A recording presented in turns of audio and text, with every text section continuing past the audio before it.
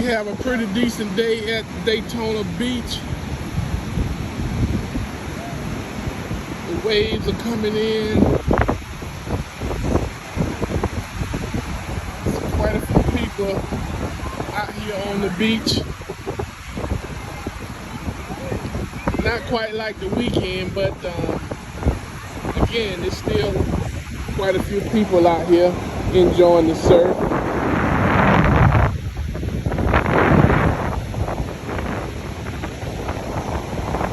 Little seaweed done washed up on the beach.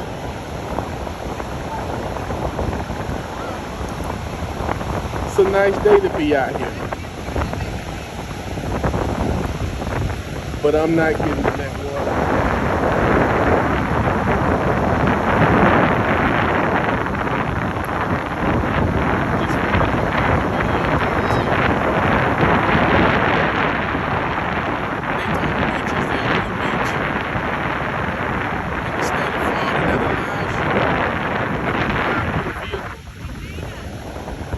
On the beach. That started back in the early days of NASCAR.